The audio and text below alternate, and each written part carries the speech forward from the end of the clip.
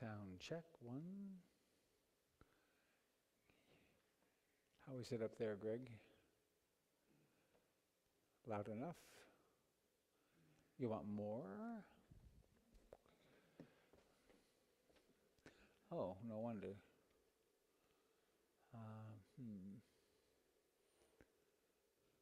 Main.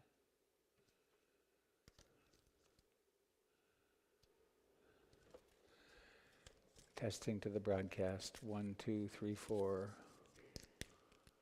So, a little more.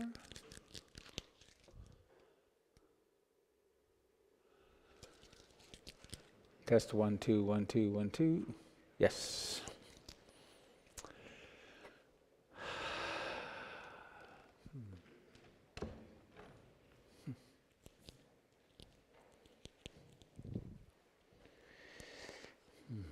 Well, good morning, my friends. How wonderful of you to come and be together this morning.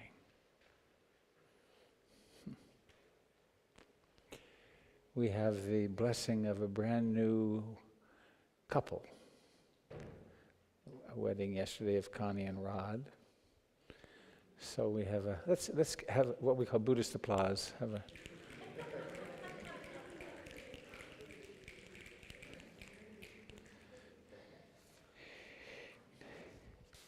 Never have I officiated at a ceremony that seemed any more beautiful and natural than this two human beings who finally found each other at this point. It's great.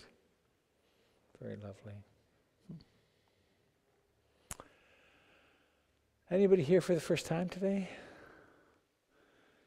Welcome. Well, as I always say at such moments, I hope it turns out to have been worthwhile getting up early and coming, and that I hope it transforms your life. So I invite you to join me in singing the Refuge chant, Refuge in the Buddha Dharma Sangha, the modern version of a 2,700-year-old practice.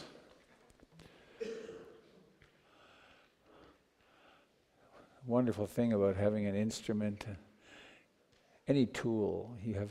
There's the toys. I got this great toy here. There we are. Oh, I do invite you to join me in turning off your great distractor, and so we can be here in an uninterrupted fashion. And I encourage you to turn it right off. It's I've had a rule in my car for about 6 months when the kids get in, no phones. But I've discovered that it doesn't work unless they're off, because it buzzes and I just have to check this one thing, and the other very seductive way in is, let's look that up. And on the way in, I can maybe just check my text messages and email. So let us make this a cell-free moment. I take refuge in the Buddha, the one who shows me the way in this life. Namo Buddhaya, Namo Buddhaya, Namo Buddhaya. I take refuge in the Dharma, the way of understanding and love. Namo Dharmaya, Namo Dharmaya, Namo Dharmaya. I take refuge in the Sangha, the community of mindful harmony. Namo Sanghaya, Namo Sanghaya, Namo Sanghaya. Good. So, this.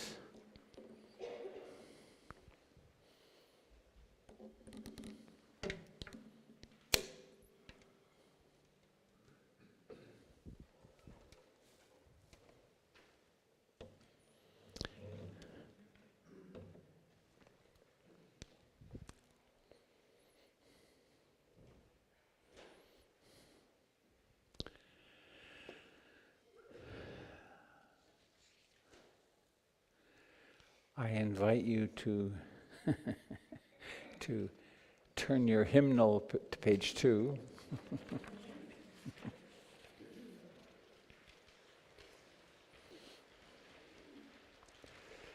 The single most beloved sutra or teaching from the Buddha in the whole Theravadan world is the Sutra on Loving Kindness, the Metta Sutta.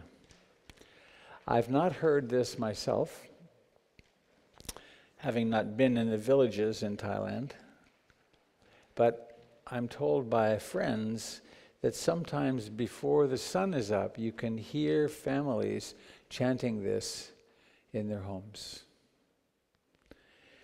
So it's an invocation or an aspiration.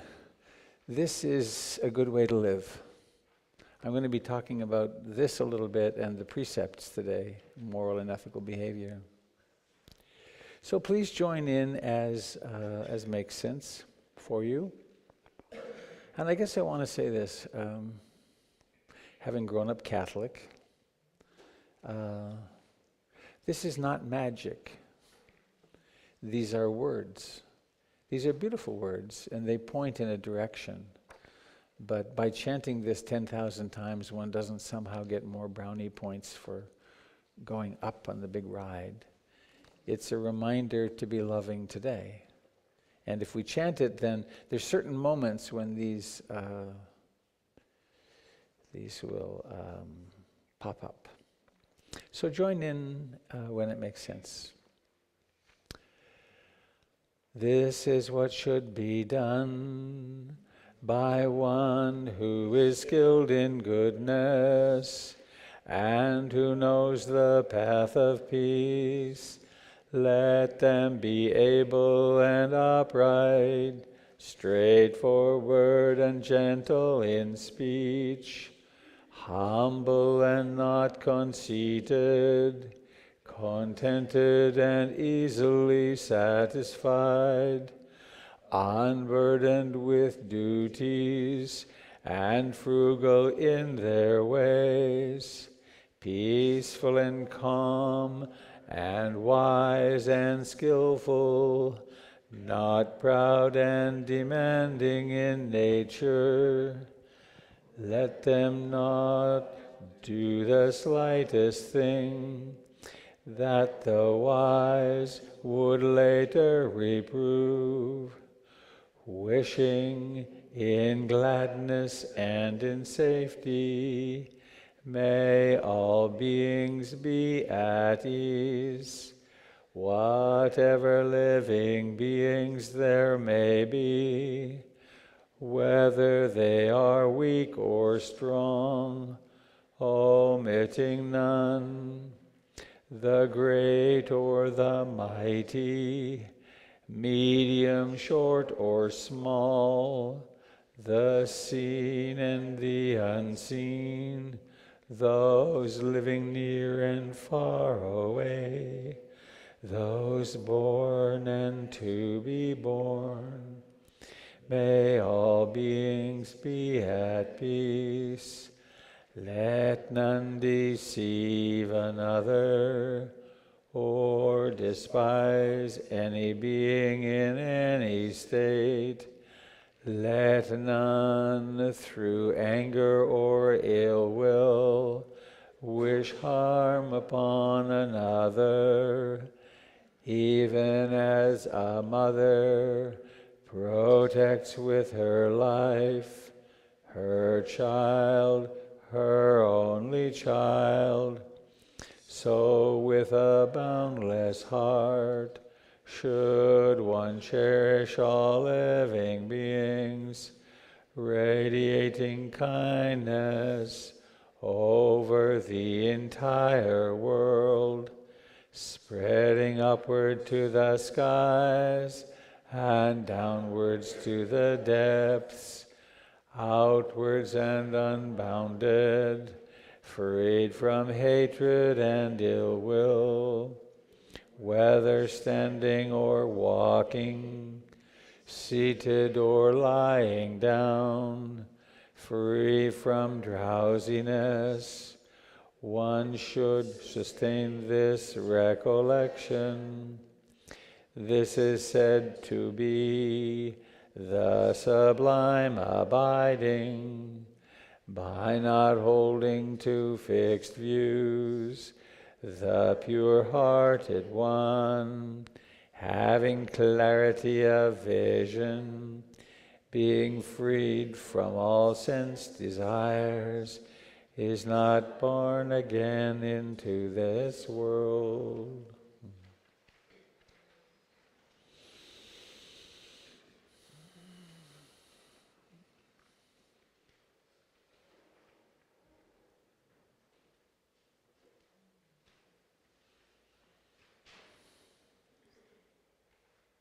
Matt. Hi.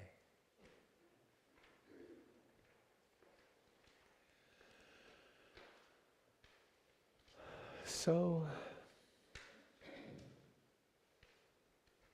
here we sit.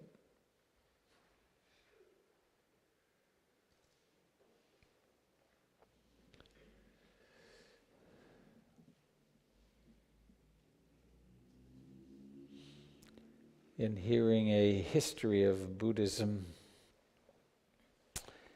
many years ago, I remember the part where people came from the north side of the Himalayas and went from the south. They went west from India through what's now Pakistan and into Afghanistan, over the mountains and then into Mongolia and Tibet and then China. When Buddhism entered what's Tibet, it met the Bon tradition, B-O-N, and that's where the prayer flags and the shamanism came from in Tibetan Buddhism. But then it moved on into China, where after 200 years it became one of the state religions. There were already Taoism and Confucianism. But Buddhism, it took 200 years and became one of the traditions practiced. And it was called Chan, C-H-A, with a little sign, A-N. And it means the sitters, those who sit. And it's interesting, the central archetypal image is a sitting person. So we sit. This is the foundational practice of what the Buddha taught. To learn how to to be in the present moment in all activities, but to have as it's like our gym. If we want to participate in a sport at some high level, we go to the gym. If we want to participate in life fully, we need a gym, somewhere to practice the muscles, to strengthen. So let's sit together.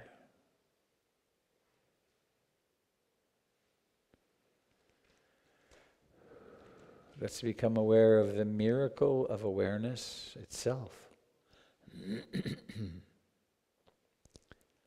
How is it that you know that your body is touching the chair?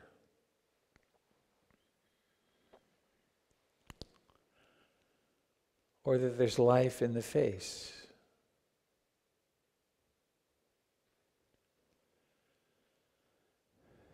Notice that the breath is happening.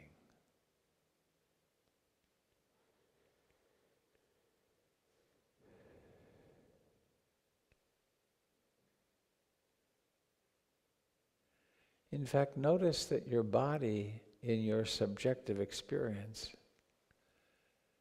is nothing but life. Sensation, tingling, vibrating, warmth, cool, pressure. And leave off all the descriptors, all the names, and you discover there's life and awareness.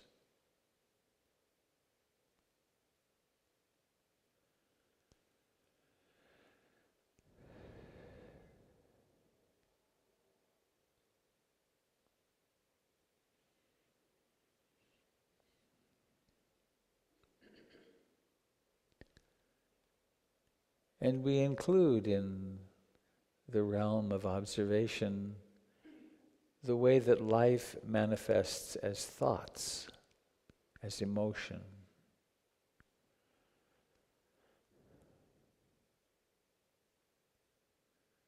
There's no aspect of human experience which is outside the realm of closely observed attention.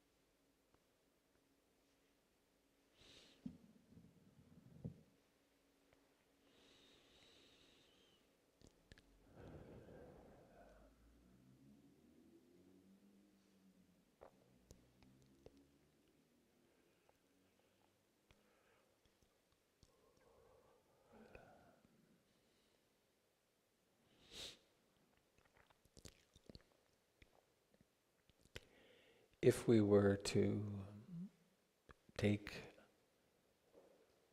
mindfulness of in-breathing and out-breathing as our practice,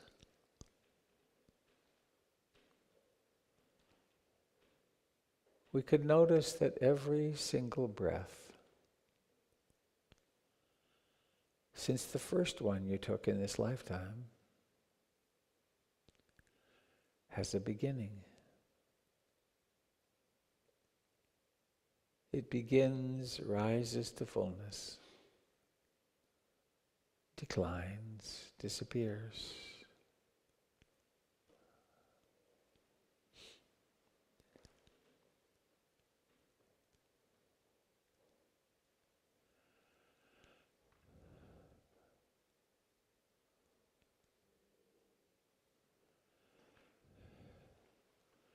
The same is true with every thought that emerges.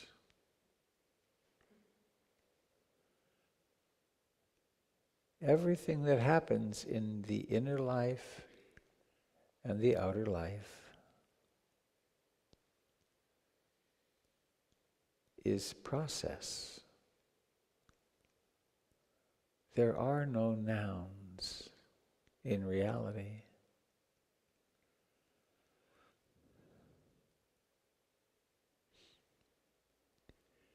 Even large objects, seeming objects like the earth, are temporary phenomena.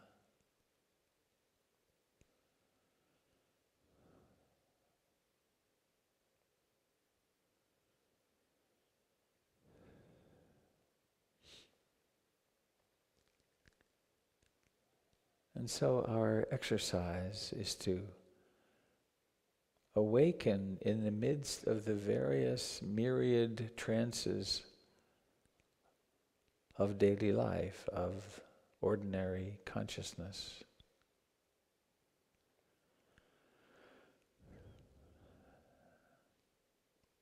We become mesmerized by, hypnotized, entranced by thoughts of the past, thoughts of the future, worry, planning, blaming, self-hatred, other hatred, stories of past and future.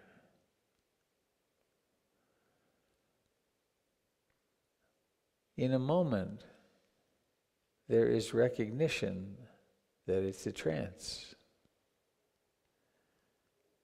And then there's life, right here. This breath, these sensations in the chest and abdomen.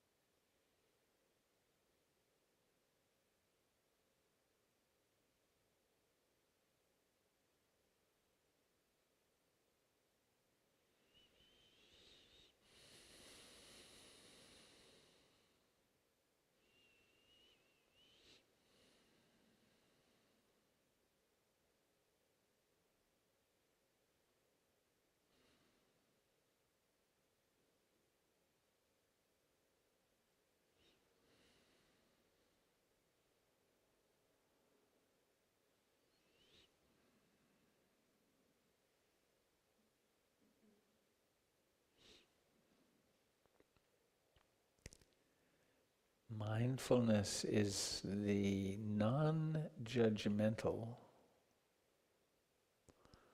non-coercive, truly loving, meaning there's room for everything, presence in this moment.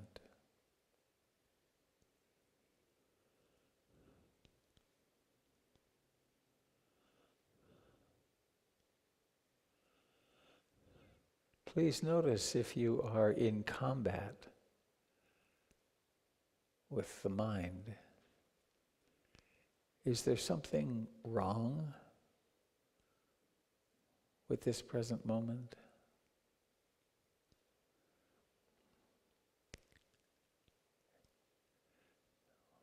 We tend, if there is unpleasantness, to unconsciously decide this is wrong and bad, or I am wrong and bad.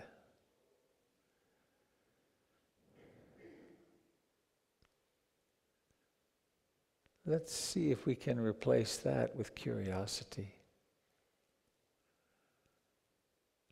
Curiosity and the willingness to be present with however life is. No small task.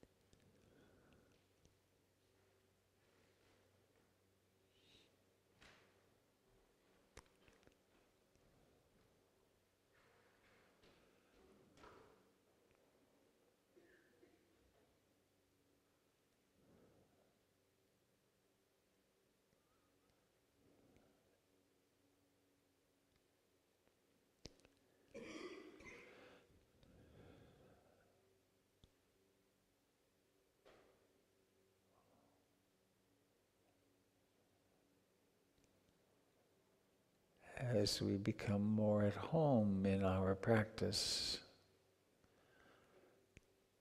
we discover there are fewer and fewer phenomena that can, quote, distract us.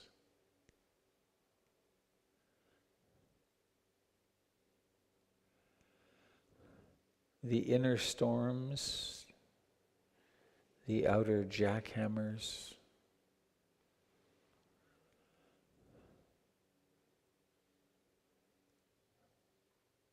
come to be experienced as the passing, remarkable phenomena that they are.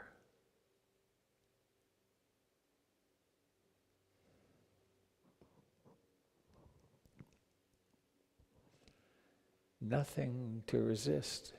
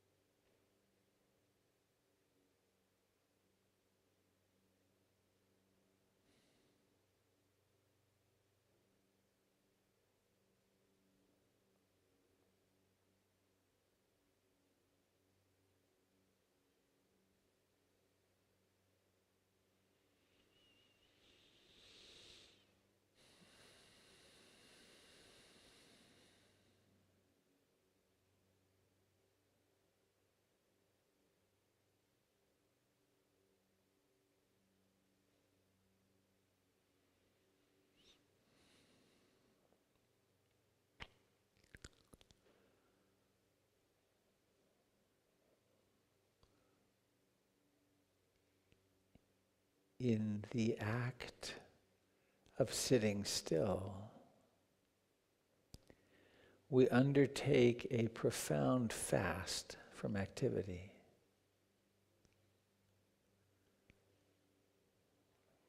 Not only are we not checking our email or shifting around to try to find greater comfort, or looking around, receiving stimuli from the outer world, we're also doing a much more challenging fast, which is the fast from identification with thoughts, feelings, stories, emotions.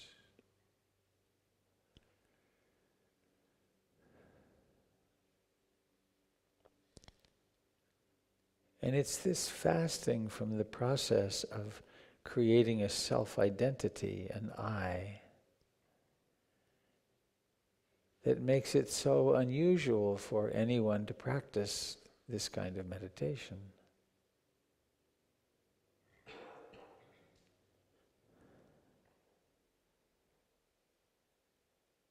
Because the song of I, me, mine is very potent. And to thwart it, to instead stay sitting and interrupting the thoughts, while extraordinarily valuable, is also very difficult.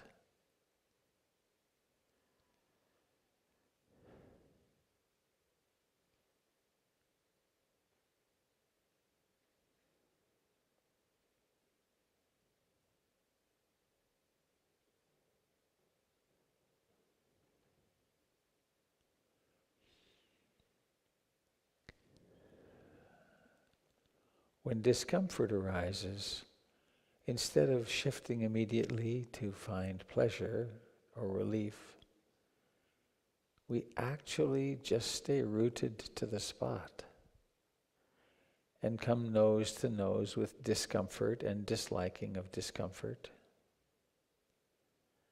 That's a rare phenomenon.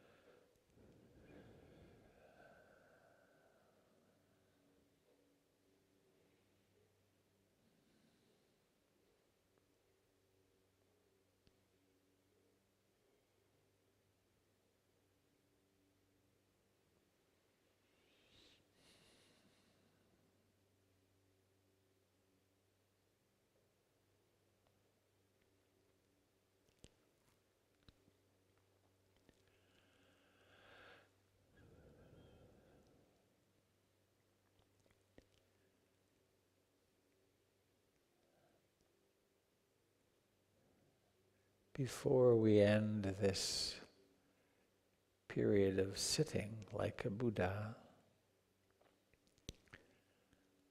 I invite you to try something different, which is to bring awareness into your non-dominant hand,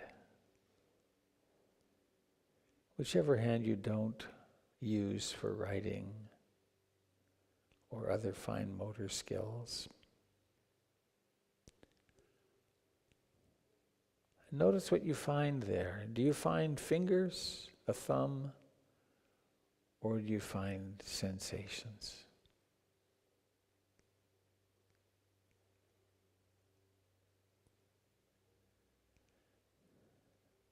And now please notice the intention, the prompted, described intention.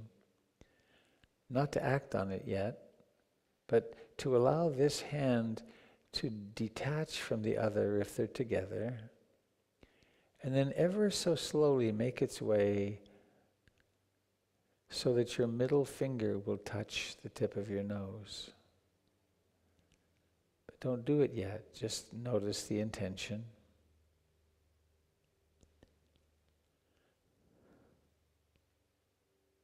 And now, operationalizing that intention, notice the incredible complexity required to begin this process. Notice the work involved to lift the arm.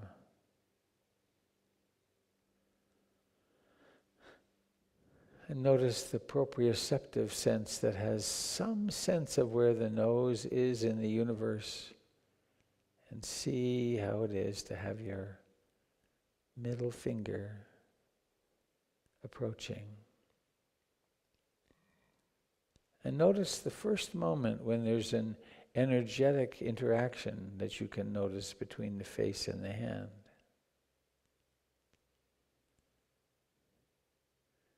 And when you find that barrier, that boundary, just go back and forth across it a couple of times. Sensation, no sensation. Subtle.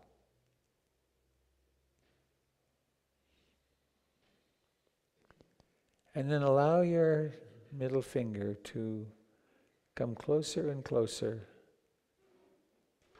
until it touches either your nose or someplace else close by.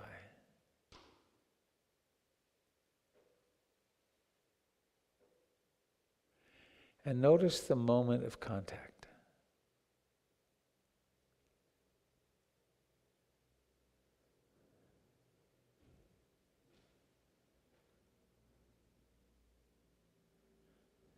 Contact, consciousness of touch. And now let that touch ever so lightly move around on your nose. Contact.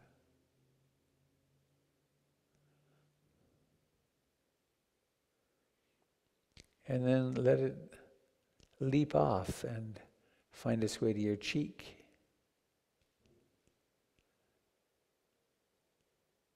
Contact, presence.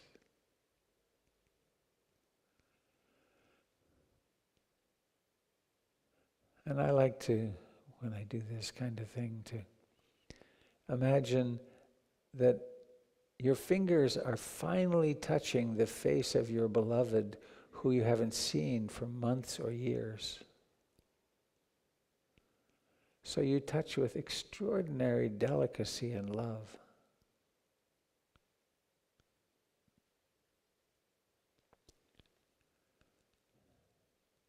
And let your fingers find your lips. Incredibly sensitive, touching.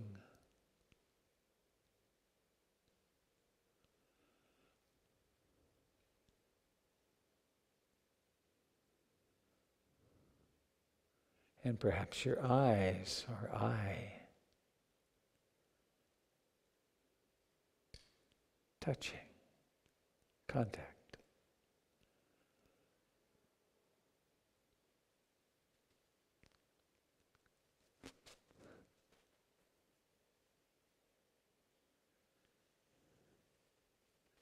And give yourself another 30 seconds or so to greet this one-of-a-kind face ever in the universe. Oh, and then I suppose we should find an ear just because they're so strange. Find an ear. What an odd thing.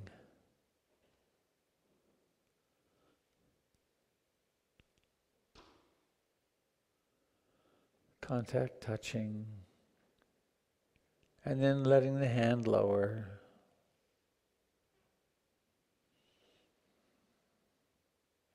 Being aware of the lowering, present. Sitting.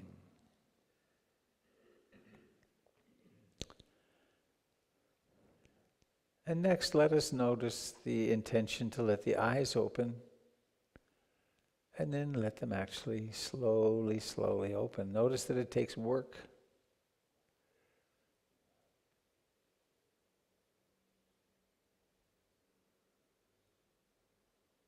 Seeing. Seeing.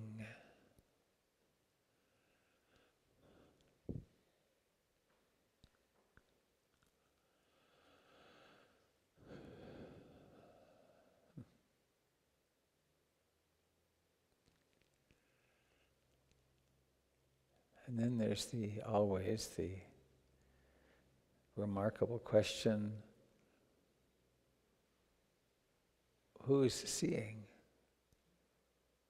Or is it just seeing?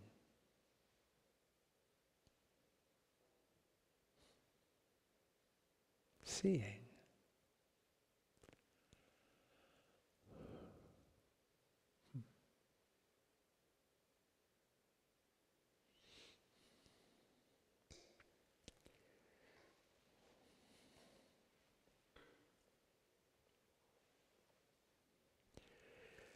We are graced once again with Jim Dalton being here to lead some mindful movement.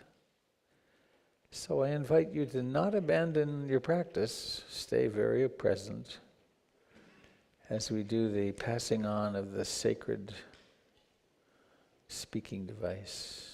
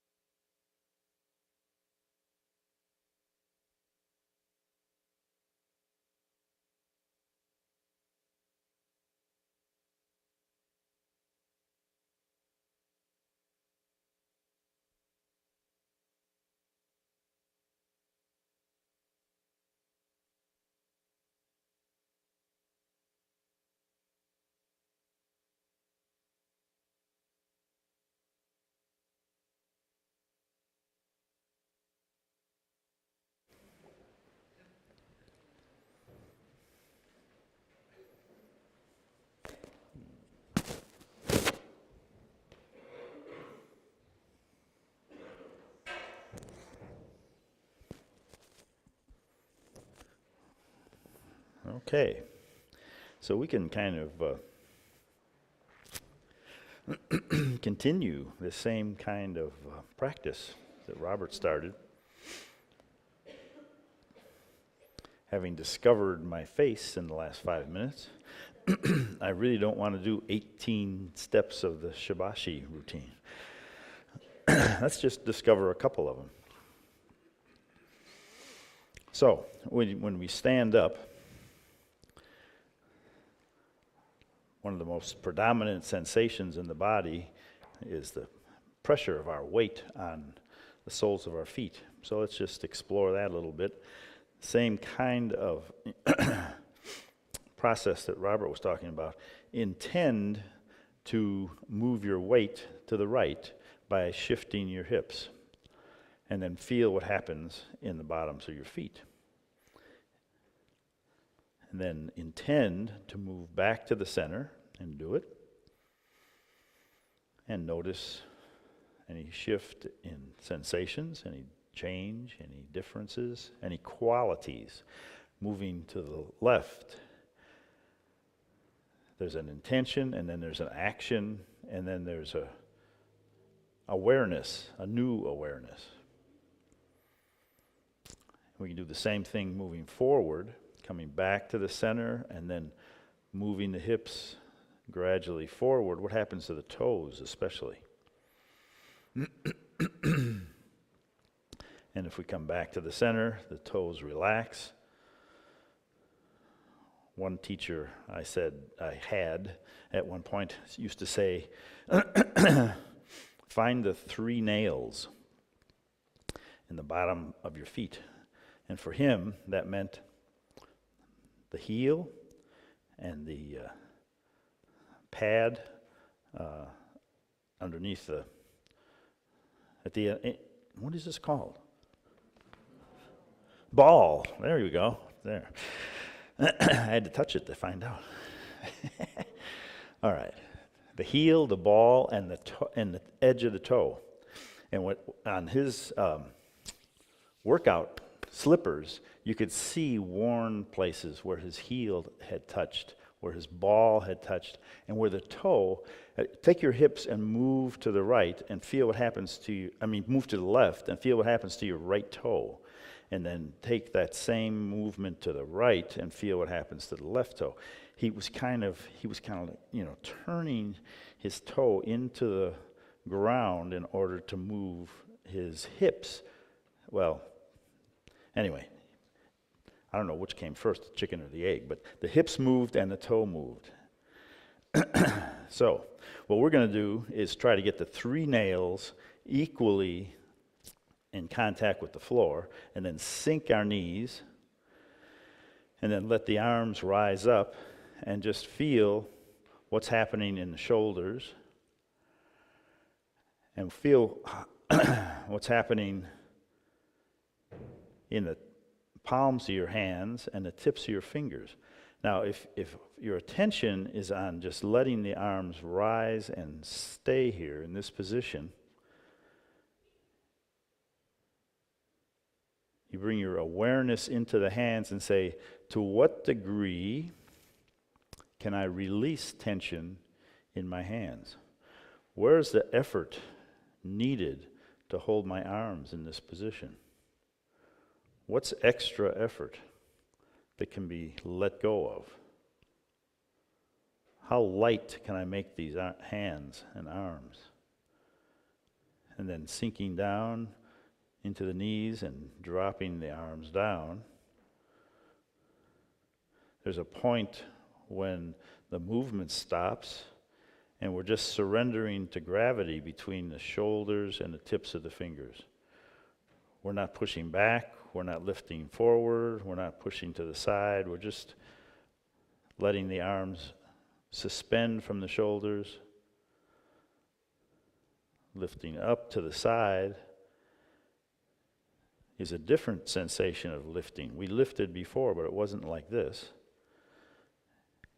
And then we hold that. What's needed to hold this position? What's extra? How relaxed, how easy can we make this gesture? And then letting go, watching the intention, watching the execution. And then there's a certain point again where we're surrendering completely to gravity.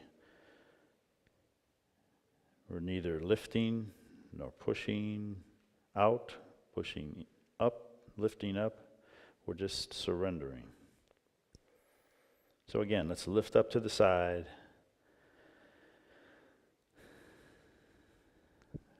Bend the elbow and bring the hands closer to the body, and then press out. A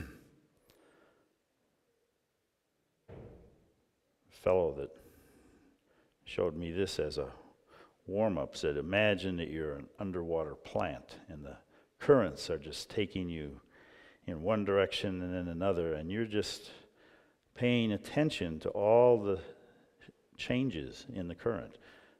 There's some intensity moving outward, very slight intensity, very relaxed movement inward, and you get in touch with something we might call flow. And that can be soft and effortless.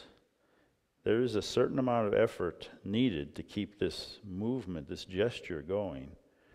But what's the least amount of effort we can apply to it? And then when we get extended, we'll release any effort to be extended and slowly come back. What has to be released? What has to be relaxed for this hand to come to rest again on either side?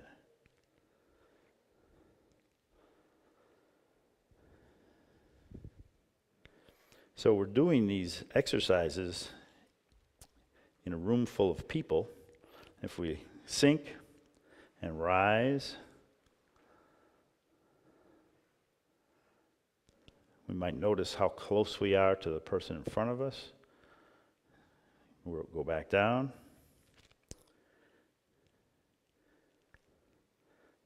So there's a relationship established with the people around us. We're imitating the one who stands in front, and we're imitating those around us. And maybe we're judging ourselves or the ones around us in terms of, is this working? Is this soft enough? Is this slow enough? Am I matching the rhythm of the people around me? Am I matching the rhythm of the one in front? What happens if I lift and then open my arms? What's my relationship to the people around me now? What sort of equanimity is there? Or am I critical of that person's arms are too close to me, or my arms are too close to that person? We have this simple thing called awareness, and we can keep it concentrated on opening, returning, and sinking. Or we can look at the 3 Ds, the demands, the distractions, and the defenses. There are these 3 forces in the wheel of life: the rooster, the pig, and the snake, representing desires, anger, and ill will, and delusion. We can also think of them as demands. Demands we make. Everybody should be doing this exactly the same, otherwise we're not doing it right. Or that person's going a little too fast, and that's irritating me. We should all be together. We have demands and distractions. The demands are caused by greed. The distractions are often caused by irritation or ill will. And then the defenses are caused by the delusion that, first of all, we're separate. And secondly, there's a right way of doing this. What if this is exactly what we were supposed to be doing right now? And it's not me that's doing it, it's we that's doing it. And now we're going to reach up and, just for variety, we're going to push out and sink. But what if I don't compare? What if I don't criticize? What if I don't have any demands or any distractions or any defenses? Can I just be a vulnerable element in this dance? Not in control of it. There's somebody up in front doing all this stuff, and everybody seems to think we have to obey his indications. Where'd that come from?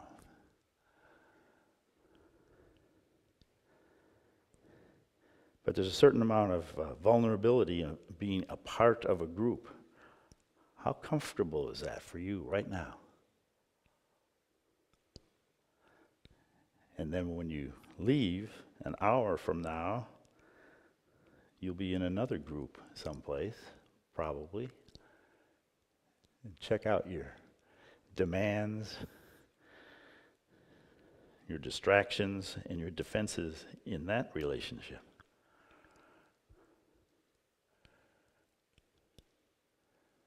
This particular one, it's really easy to concentrate on. What's the next thing that's going to happen? Oh yeah, lifting, pulling, pushing. I remember from last week. We have awareness concentrated into a gesture that for some of us is very familiar now. And when that concentration gets clarified, it's like, oh yeah, there's this really nice sense of balance when it flows. And if I reach out and touch somebody, or if somebody else is touching me by mistake, whatever that means.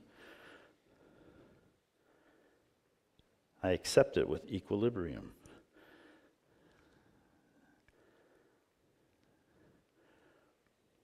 And then we drop our arms back, come overhead.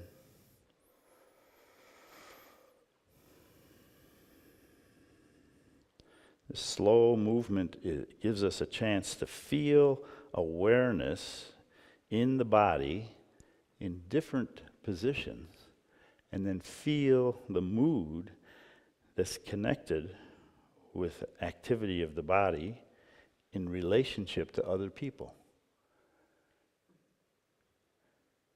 So we have this simple awareness, these complicated demands and distractions and defenses, and we have the opportunity for concentration, clarity, and equanimity. So we have a whole bunch of choices. Let's open to the side and come down the center and sort of use our body to draw in all these different aspects of awareness into one gesture. Gathering, gathering, gathering.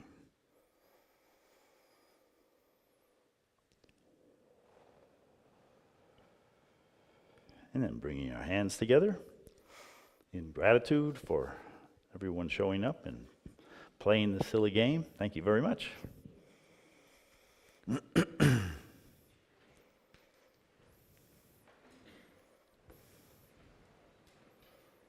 And there's a workshop planned for the 11th. No, is that right? The 9th. Is there a Saturday called the 9th in June? 11? All right. Yeah. I'm going to do this alternating meditation sitting and mindfulness of moving from 10 to 2 on the 11th. Thank you.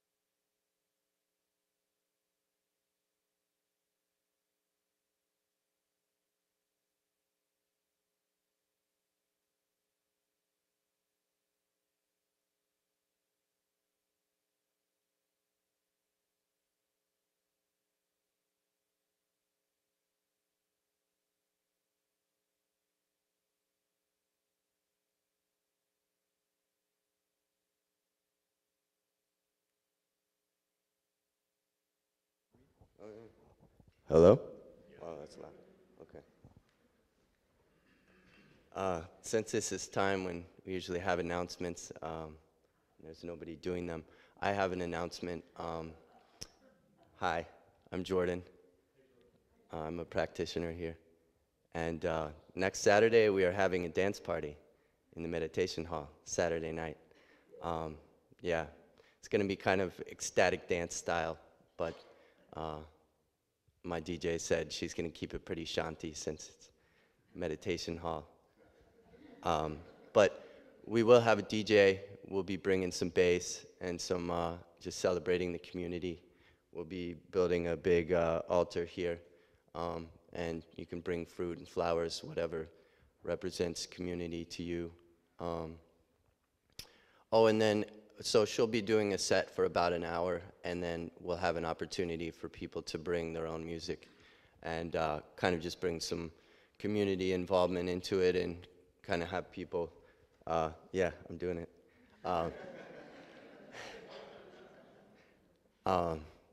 Help shape the thing. So it should be pretty cool. It's from 7 to 9:30, $5 to $15 sliding scale donation to pay for the DJ. Nobody turned away for lack of funds or lack of anything. Oh, right. Thumb drive CD would be cool. It just needs to go through an Apple computer, laptop. Yeah. And I think that's all I got. This was somewhat terrifying, but kind of beautiful and casual. It wasn't like, oh, now Jordan with the announcement. Thank you, guys.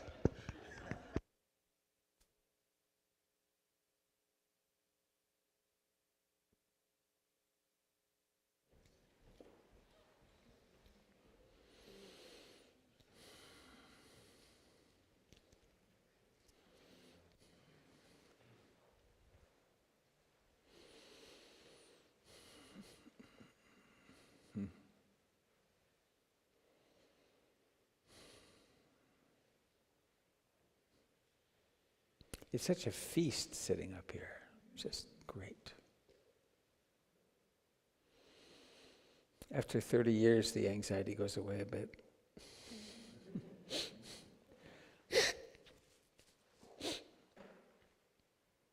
So, I guess a few announcements. One is, if there's any way you can break free and come to Nelson, British Columbia to do the 12-day retreat with me in early July, please do, because it really will make a difference in your life. There's also a retreat in late July at Brighton Bush, 5 or 6 days. That too will have a huge impact.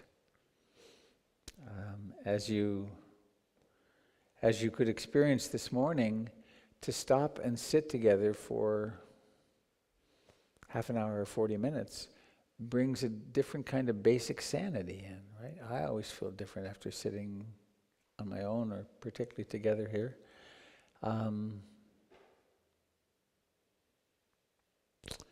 So if you can do that, I encourage you to do so.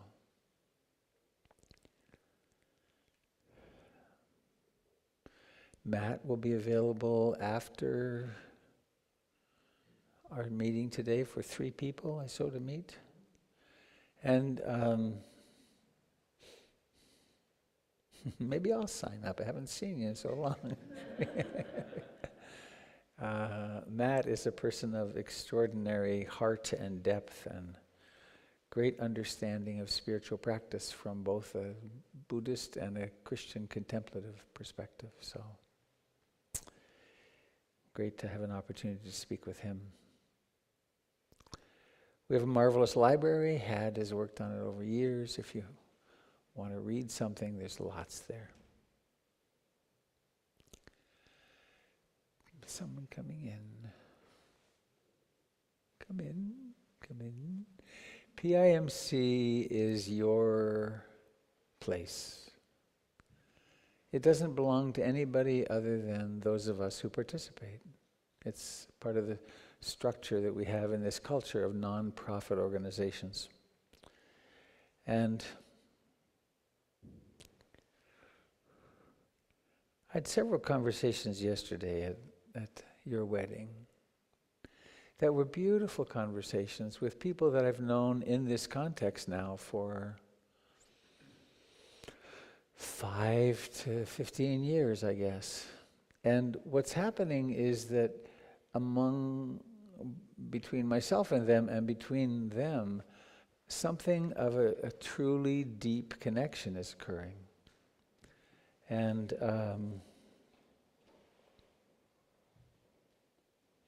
We really need that connection. In fact, I have to be sure I save enough time for the talk, but I want to say this.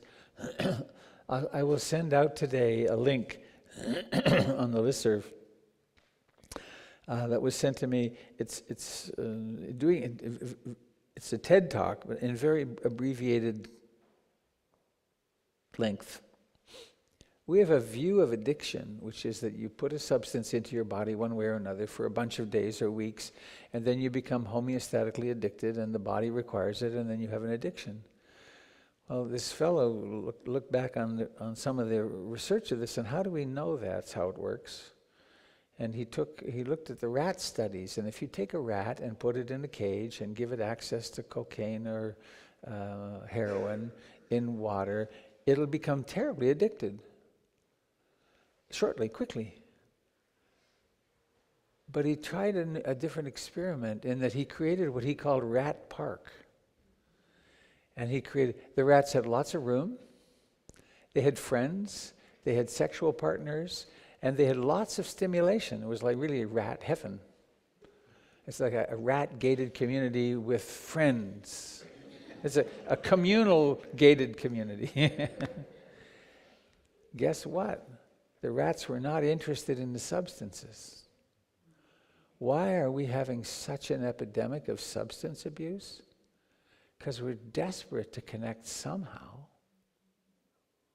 Desperate. And I'll also send with the message today, I have the letters between Carl Jung and Bill Wilson. And Bill Wilson's perspective on it's spiritus contra spiritum. The addiction is a spiritual issue, and that if we feed the spirit enough, then we don't need, and we're not so attracted to the spirits. That makes me think that in a conversation I had just a day or so ago with someone in the community, it finally dawned on me, and I don't think I can do it before the fall, but I'm going to offer a one-day retreat workshop on addiction and compulsion issues. And then perhaps coming out of that, an ongoing group for those of us, I always laugh at this, please raise your hand if you have some addictive or compulsive behavior that you know you'd be better without. Look around, what's wrong with you? Stop! Well, it's because it's part of us. And as we relinquish those, we get more and more in contact with reality, and that's challenging because reality has dukkha in it. And so the Dharma is a program for those who are in recovery from being humans identified with separate identity.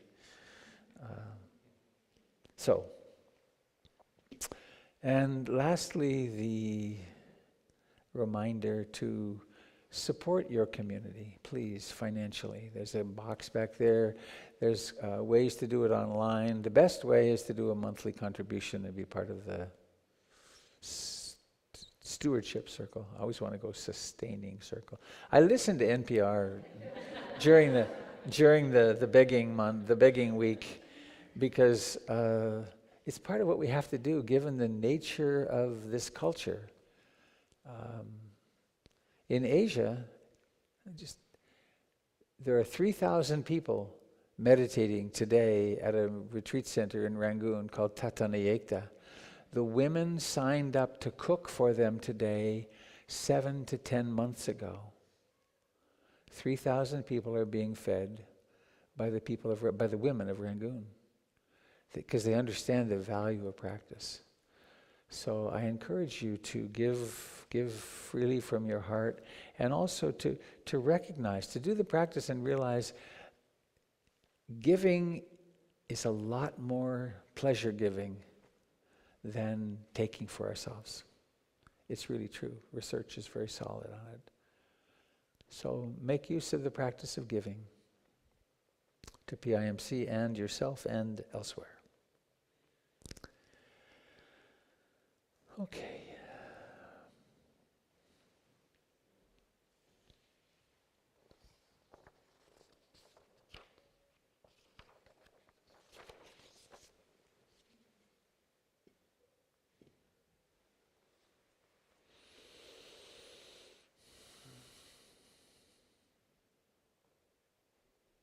That's actually a nice segue. I spoke last week, I think it was last week, about the three-legged stool of spiritual life. That if we really want to open and become more free, it behooves us to practice being generous, because anytime I do this would be an easy thing to do it with. So here is a cool, it actually has the word cool on it, a very cool guitar pick. It's a little rough. I could say, this is mine. Or I could say, this is a really cool guitar pick. And if you would like it, come and get it. If you could use it, it's yours. Even over something trivial like this. You feel the difference? I feel it in the words. This is ours. And so the practice of generosity is the practice of weakening the inherent mammalian, but also conditioned I, me, mine conditioning. Asterisk.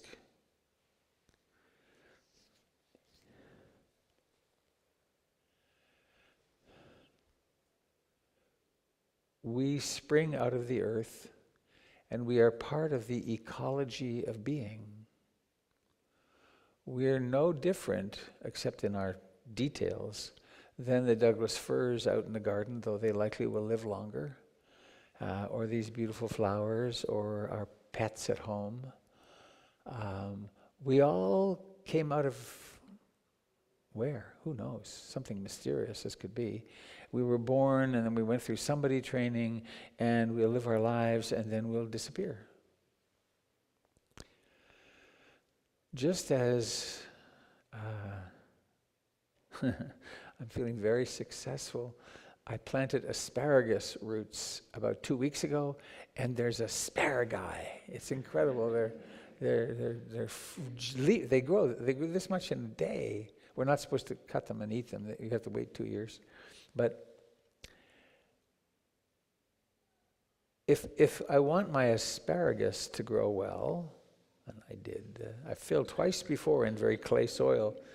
I have a raised bed and great drainage, and then they're buried in just the right way, and they have just the right nutrients, and I built in an irrigation system, and they're growing like gangbusters because they have all that they need. Oh, and there's lots of little weeds coming up in the top, and I'm going to pull them very carefully. So I'm cultivating a crop there. The word bhavana means to cultivate. I'm bhavanaing an asparagus bed. In exactly the same way, because we are ecological beings. We're a living system. What we nurture grows, and what we restrain doesn't. It's that, with the two wolves story that's become popular. There's two wolves battling each other, and which one will? There's the good wolf and the bad wolf. Which will win? Well, the one that we feed. And so there's the question in generosity: what shall I feed? Shall I feed my impulses to be generous, or shall I feed my impulses to be selfish? Or shall I not really pay attention? In which case, whatever the program is, whatever we were fired out of our family of origin and then conditioned by the propaganda mechanisms of the culture, however I was conditioned is how I will be.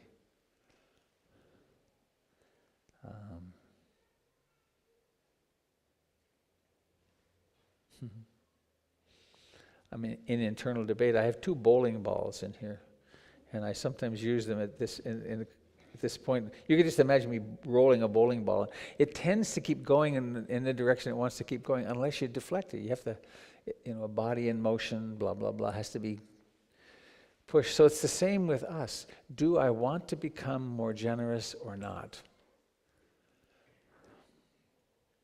And then we come to the precepts. That's one leg of the three-legged stool, the practice of generosity. There's the training of the mind,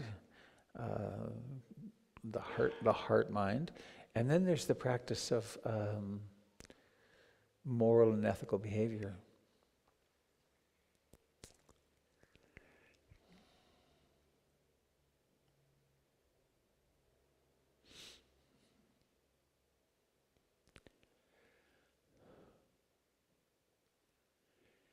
It's very sad to the point of tragic, I think, to see what's happening in the political realm of our country right now. Because we don't have leadership that is refraining from unskillful speech. We have them up to here with gossip and hate-inducing speech.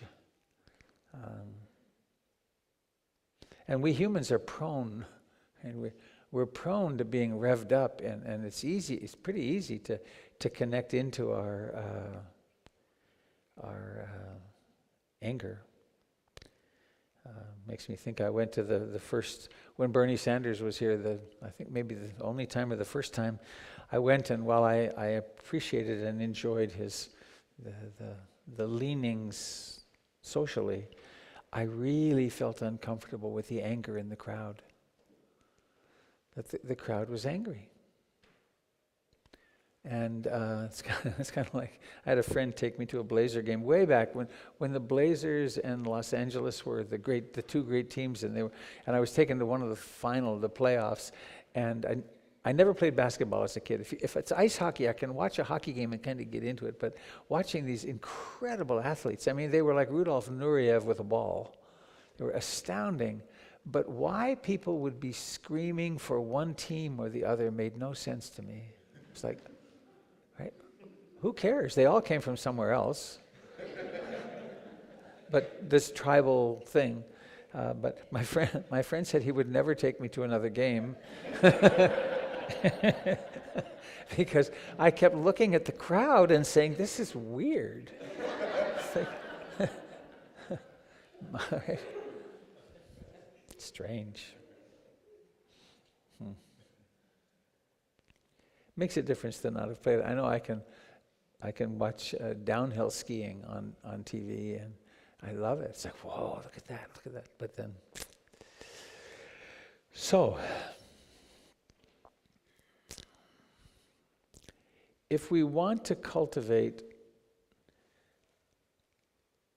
ways of being harmonious with each other and harmonious with ourselves, and therefore at ease in ourselves when we come to meditation, so we can go very deep, or at ease with ourselves so we go through life feeling happy, there are some certain things that we can guarantee we will feel really lousy, or we can guarantee we will feel improvingly better.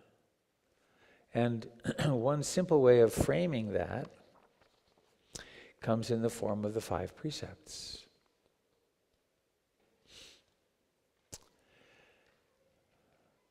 Panati pata veramani sikapadam samadhiyami. I undertake the rule of training, or it could be the training of the heart, to refrain from taking the life of any living being.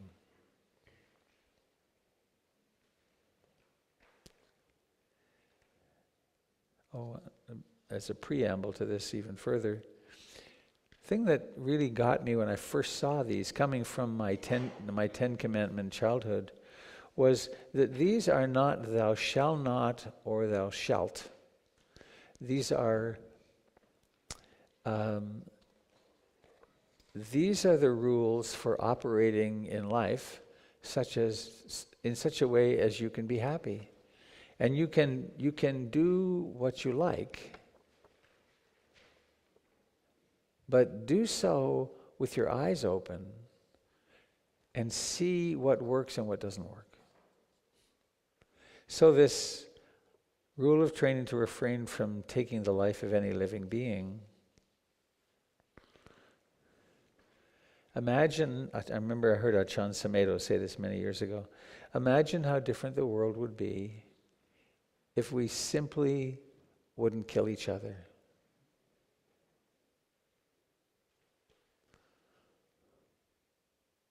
I did a quick skim across the news this morning. Another 600 people drowned in the Mediterranean last week. 10,000 people made it across. What? I mean, some big stuff is happening. And why are they fleeing? Because people are killing them, and it's very difficult circumstances over there. So,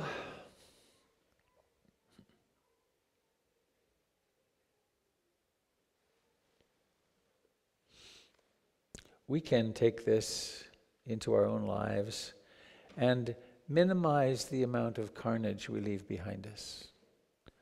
There's a little story. Maybe I'll try to remember this. I'll put the link on in the email today. I wrote a story some years ago called Killing Ratty. I wrote it for the newsletter. And it was, we had rats in our house. And I decided, oh, that's all right. We can live with a few rats. And then one ran across my daughter's foot in her bedroom. And that was a little bit over the top. So I got a live trap, and they were not interested in the live trap. And then I got the rat zapper, which is a blue tube that has 2 batteries in it and very effective. And Ratty found his way into the rat zapper and was gone. I mean, there was a corpse. And I found my rat zapper with a rat in it, and I was so moved. Just like, I killed this creature. And I put him out on some newspaper and sat with his body and observed it. They're no different structurally from the little mice that we gave the kids or the hamsters. They're just creatures, and actually very beautiful. And then I did a ritual burial, and then I thought, well, there might be one more. And so I said it again, and it turned out there were 7 ratties. We had an infestation. And interestingly, I found by the 7th one, I didn't sit and meditate with it. I didn't do a ritual. I just put it in the trash. I became inured to the process of killing rats. That's pretty interesting. And of course, we have to do some killing. And we will no matter what. No matter how nonviolent we are, just our very progression through life, we leave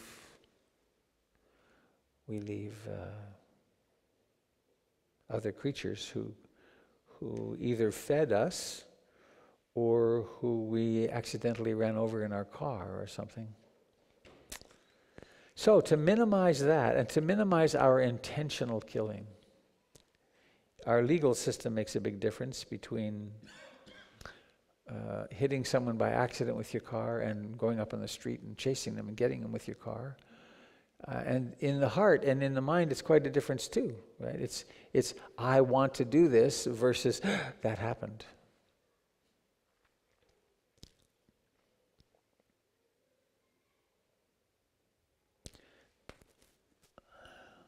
And I wrote some 20 years ago, I wrote a positive statement for each one. There's simply refraining from killing is big.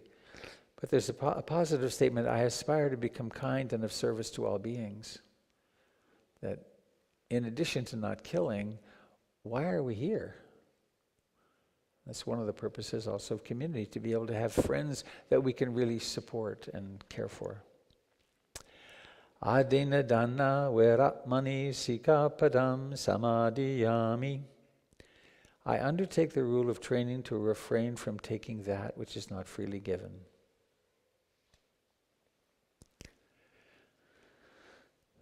Again, imagine how different it would be if we as humans didn't take things that weren't freely given.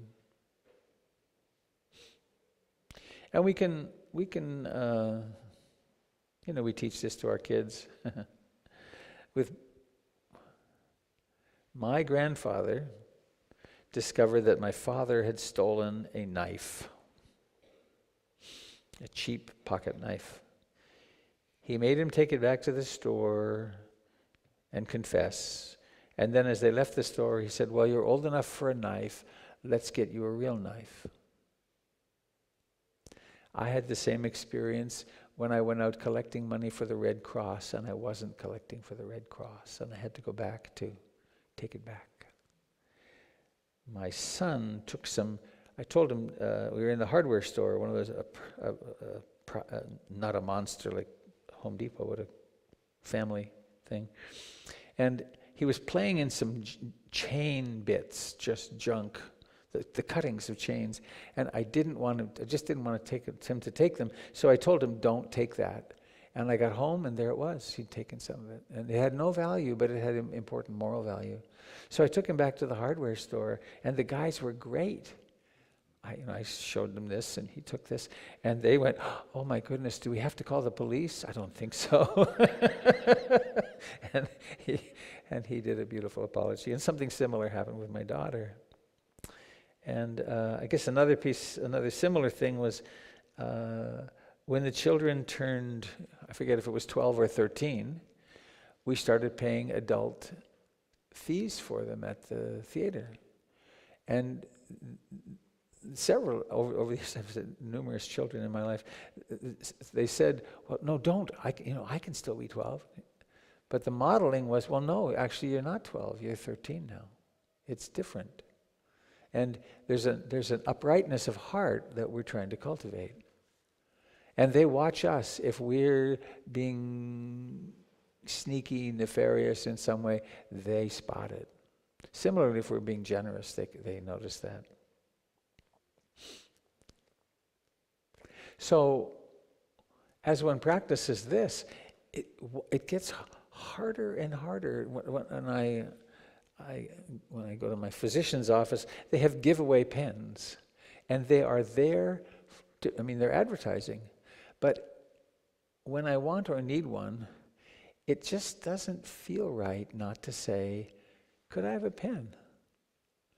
And the people sort of think it's a little silly, I think, but it just. Because there can be the sense of, I'm taking this. And the more sensitized we get to that, the less we can kind of slide one under the carpet.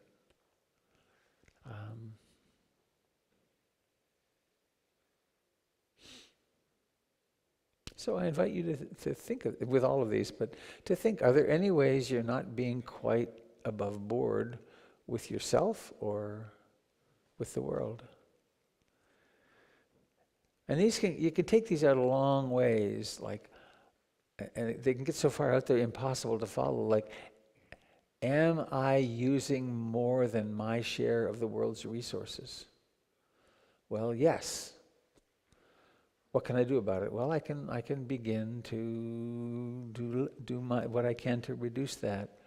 Am I taking more from my body than it freely gives? Meaning, am I giving it enough rest? Or am I demanding more attention from my partner than she or he freely gives? Or so we can also make it so complicated we can't follow it.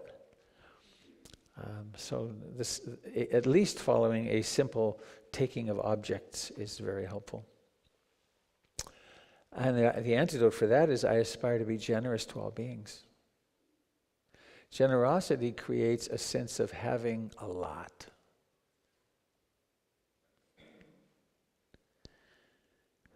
My family, we do have a lot. I drive my own car. It's kind of beat up and old and so on, but it still runs. It's mine. I drive my own private car. We have central heating. We have enough money in the bank. We could make it through 2 or 3 months or 4 if we had to. Apparently, I heard the number of people that don't have enough money to pay next month's rent in America is something like 50%. But we have a hot tub, and we have since my son was 4. He's now 34. And when I'm getting into the tub, I always feel it's so extraordinary to have 200 gallons of hot water in the backyard. mean, so many people don't have any. And I've said to my kids over the years, getting in there, oh, we are so rich. We have this. And both of them came back, my bio kids came back, getting into high school or middle school, saying, Dad, we're not rich. I went to Johnny's house and you should see it. Well, a little more space or whatever, but the fact is my family, we have health insurance. We're really living at the top of the heap. Planetary-wise, we're just... So, I aspire to become generous to all beings.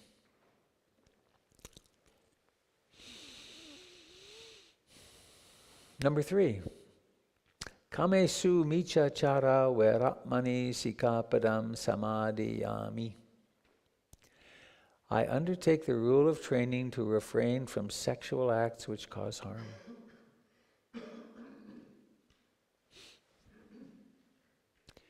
Please raise your hand if you've ever been captured by sexuality and done something that was really pretty dumb and destructive. Look at it. Isn't that interesting?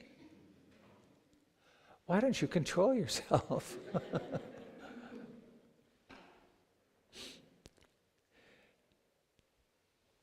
I forget the number. It's some extraordinary number. Is it 4.2 billion years there's been life on the earth? Maybe I forget. Some ridiculous number. And at some point along the way, Mom discovered that sexual procreation made for lots of variation and was a really good way to keep things moving and evolving. And so if that's the case, then it really makes sense to build into the creatures who are created this way a strong motivation to do this. Right? So the DNA is really potent, so to speak, and it's in its capacity to draw beings together in order to do that genetic forwarding. And hence all the biochemistry that happens in attraction and the impulse toward getting together. In the face of that, or with that as our background, we have culture. And we have education, and we have commitments, and commitment ceremonies, and rules, and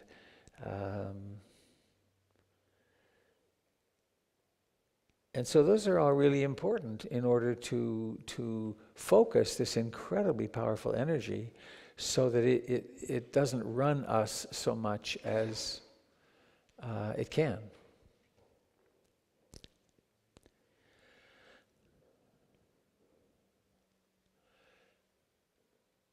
So this is a way of making a statement to oneself or others.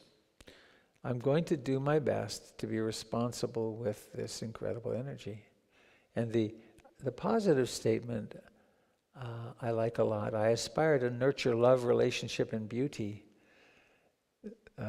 This life energy, this libido that comes through us, can be used in such incredibly creative and life-affirming ways.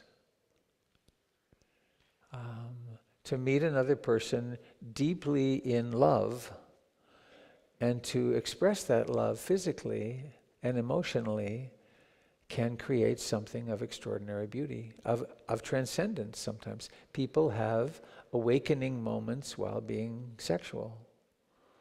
And there's traditions of that. So we can ask, and there's...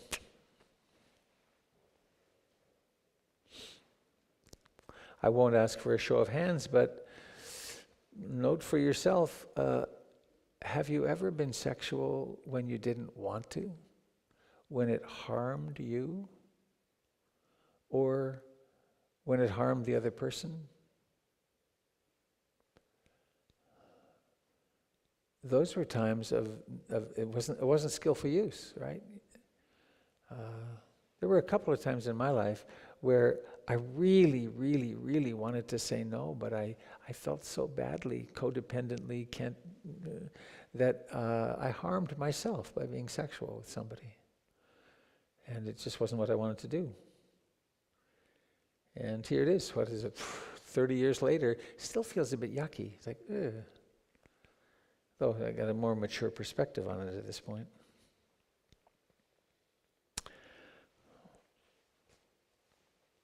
Side note, a long time ago, there was a teacher by the name of Munindra. He was Joseph Goldstein's teacher in Bodh Gaya in India, and I didn't meet him there, but he came to the meditation center that I was at in the middle 70s. The first place he came when he came to the West was to Stool Point. And among the things I got to do for him was to wash his dhoti. And a dhoti is it 5 or 10 meters long? It's what Gandhi wore. And it's just a strip of white cloth about this wide that you put on, and you wrap it around this way and that way. And I washed it for him, and I put it out on the line. It was in San Jose, and it dried beautifully. It was so perfect. And then a bird came along and pooped this little tiny bird poop. I mean, tiny. I mean, not a big deal. And he saw that, and he said, "Oh, yeah, we must wash it again." And I said, "Well, I'll just wash that spot." And he said, no, you must wash it. And so I washed the whole thing again. But he said, it's like the human heart, that the smallest spot, the smallest way that we've not been integral to our values leaves a mark. So that's one of the reasons for refining these precepts, and one becomes more and more attentive. And we can become paranoid and controlling and I'll never act, or we can relax about it, and then we experiment and we discover, whoa, I did that and now I feel remorse. That's interesting. I want to remember to come back to, if I ask you, remind me something, would you remind me moral shame? Just thank you. Musawada veratmani sikabaram samadhiyami. I undertake the rule of training to refrain from false and harmful speech. Have you ever slipped and said something in anger or greed that destroyed a friendship or did great damage? Raise your hand on that one. Yeah. Pretty common. Have you ever gossiped, spoken about someone who wasn't present?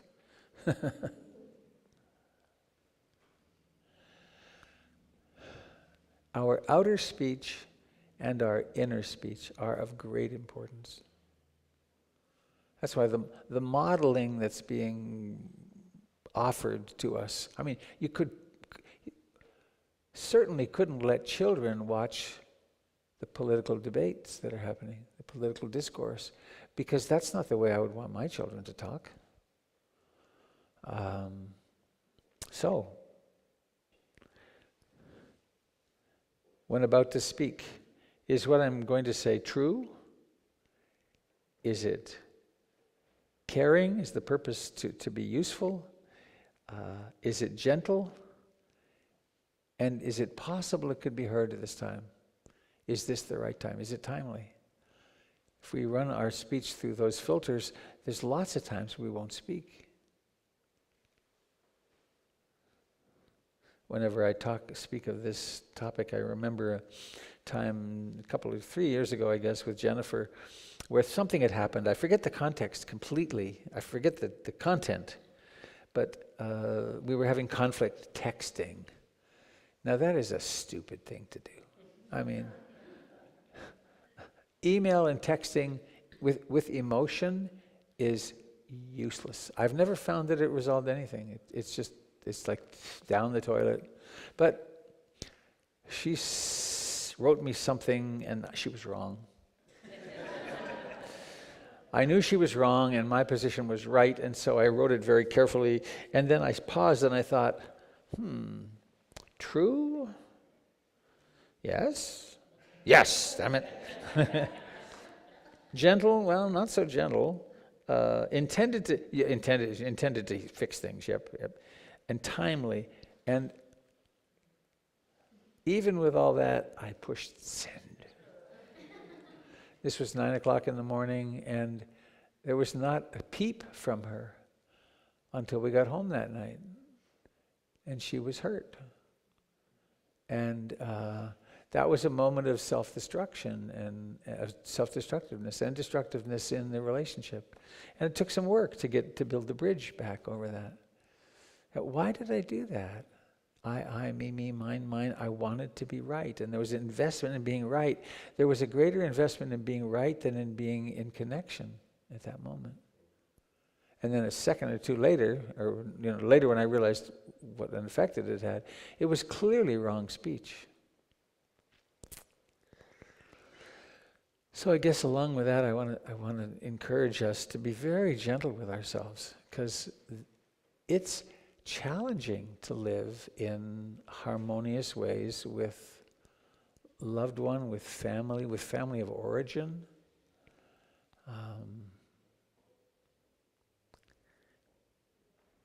Sometimes the most skillful speech is very minimal speech.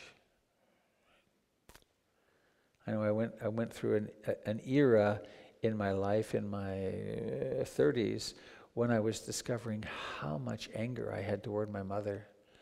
And I didn't communicate much with her at the time. For that time. Years later we talked about it, and she said, well, yes, you did go away, but you came back. But had I sent her the blistering stuff that was going on inside me that I was working with in therapy, I could have destroyed that relationship.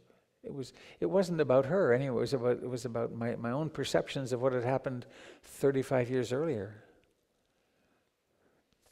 So, I aspire to use speech to create happiness, harmony, and understanding. Should put a plug in for Marshall Rosenberg and nonviolent communication. Of all the methodologies I've seen for learning how to speak skillfully, that is right at the pinnacle. Lastly, Sura Meraya Maja Pamada Tana Viratmani Sikapadam Samadhiyami. I undertake the rule of training to refrain from the use of intoxicants. Why? Why turn these off? I'm living with a very social 15-year-old girl, and she and all her friends are always on their phones. They hang out at our house sometimes, they're watching TV, and they're on their phones, and they're showing each other this, and they're showing each other that, or it's simply constant. I think there's a real problem cooking there. To be without it creates a lot of anxiety, and that's true for many of us. I'm a lot more disciplined now. I don't do email on my phone, which was a big change. But of course, and why is it an intoxicant? Well, it takes us into a trance. The same can happen with the news, or constant reading, and then there's the substances, which all substances of abuse have in common that they alter consciousness fast.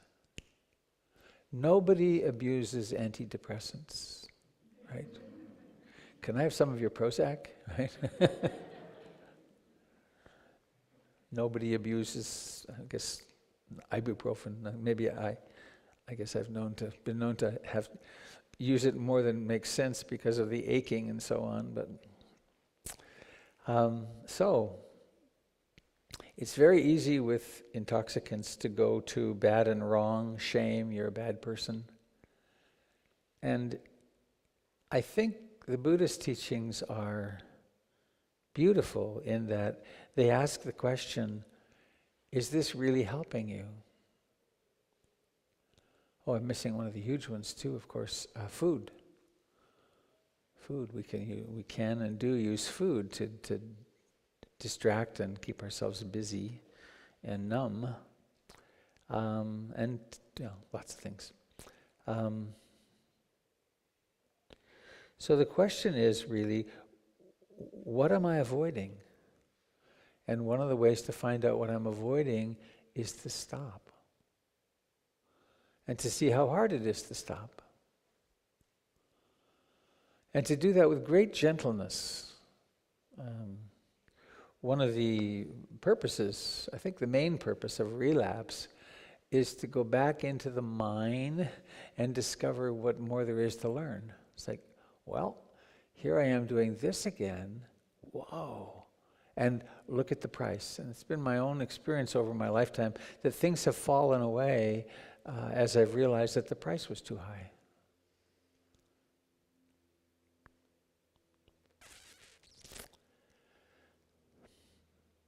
I aspire to cultivate mindfulness and wisdom. Many people, I would say most people, find it very difficult to establish a 10 or 15 minute daily practice. Now that's interesting. To just stop, as we did here at the beginning, for 10 or 15 minutes or half an hour, is experienced as really hard. Why?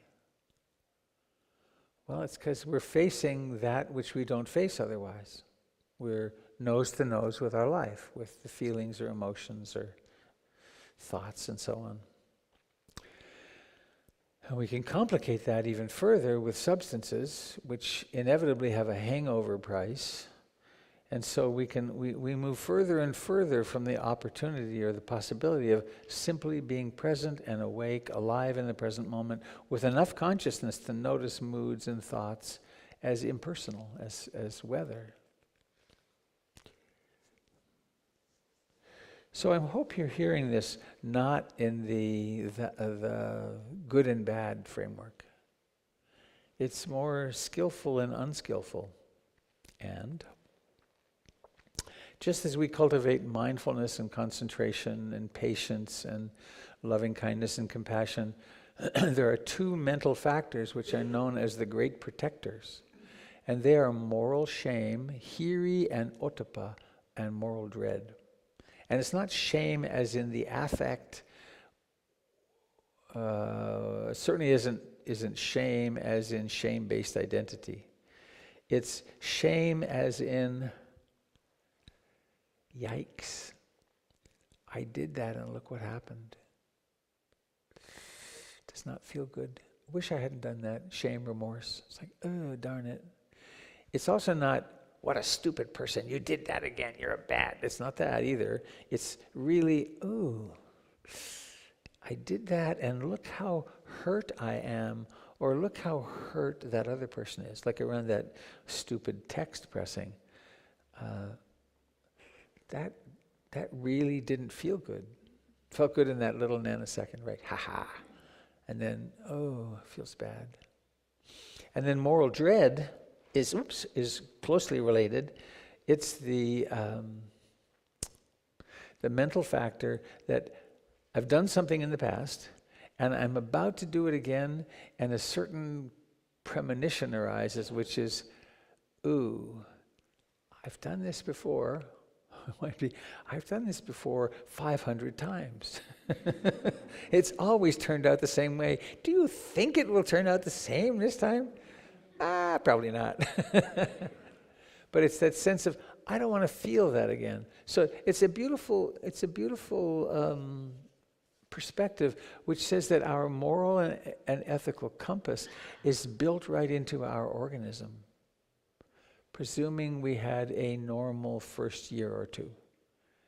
If we have severe reactive attachment disorder, and maybe the regions in our brain in the front here, of empathy didn't get lit up, then we may have different reactions. It's just the folks on death row and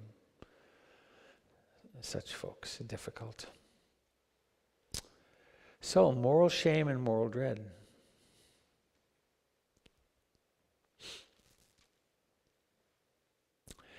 Now, of course, this is a lot.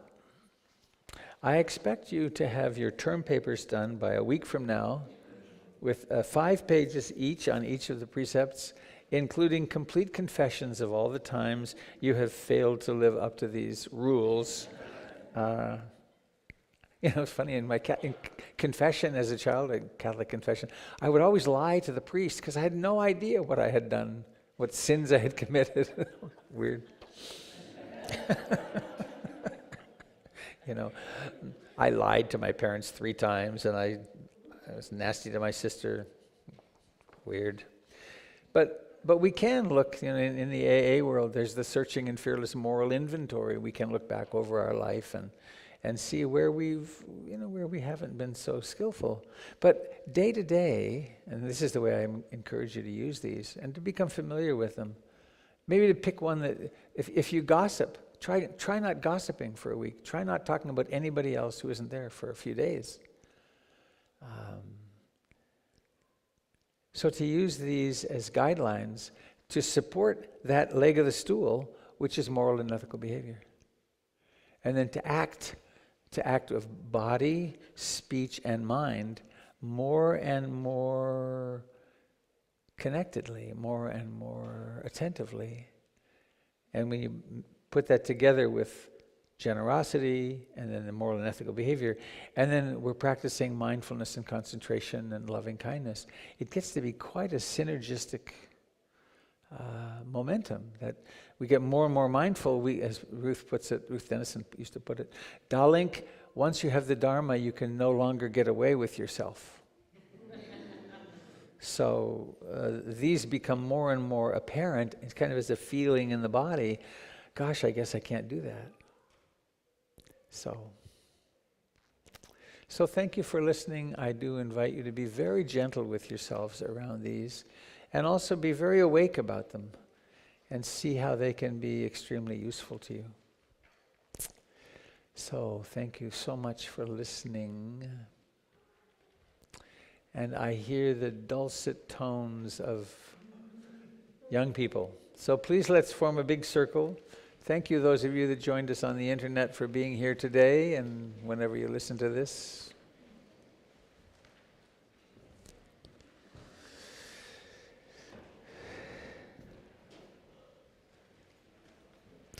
There are some goodies and coffee and tea. Come and join us for them afterwards, please.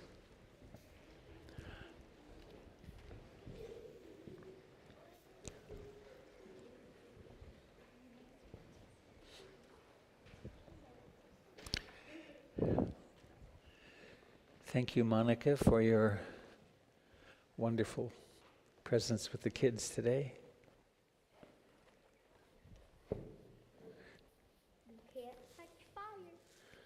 You can't touch fire. Why not?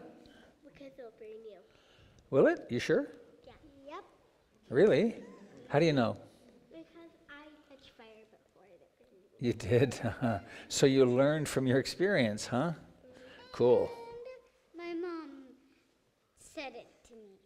Your mom, you never tested it? Nope. You want to try? Nope. Okay. You're a good learner. You can learn without testing it.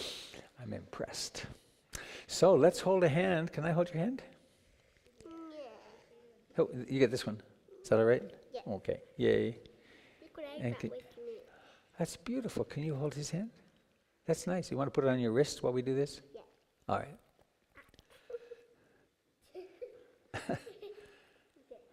All right. So let's give the hand on our right a little squeeze. It's a one-of-a-kind, ever on the planet person with his or her own characteristics.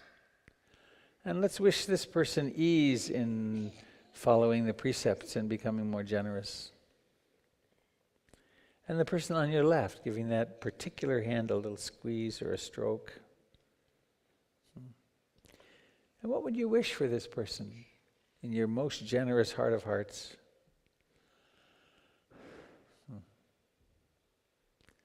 And so around our circle, hand to hand and heart to heart, to everyone who's here, and letting our circle expand to include all of Portland and all of North America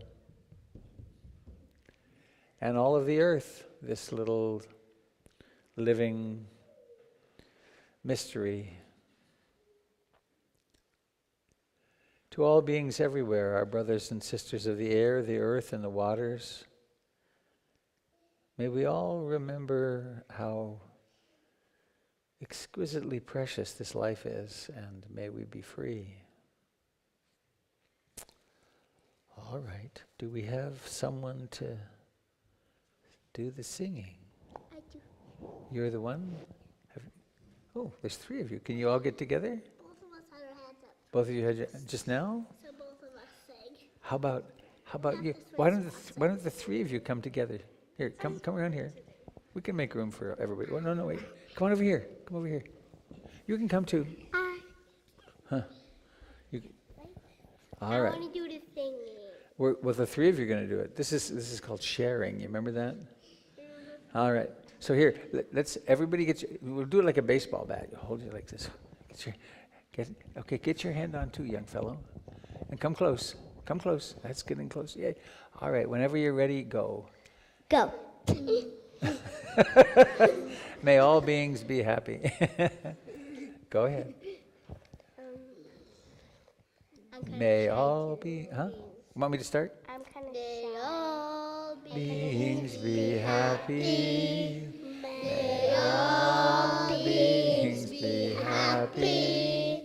May all beings be happy. Sadhu, sadhu, sadhu. Yay. Thank you. All right. And now, that we can do this forever. and you can do this forever? Yeah, Yeah. I love this place. I'm glad. I do too. So let's do the wish and the candle. I'm going to make the usual count. And everyone in the big circle, please take a big deep breath. And 1, 2, 3, blow. Yes. I wish that we can do this forever. We can do this forever. Well, let's do it for right now at least. So thank you all for coming. Please join us for coffee, tea, and see you soon. We blow out 2 candles. You believe it? Thank you, Miss Monica. Welcome, thank you. I've been having you in such a They did. It's worked. Oh, good. If you want. Yeah. Whoops.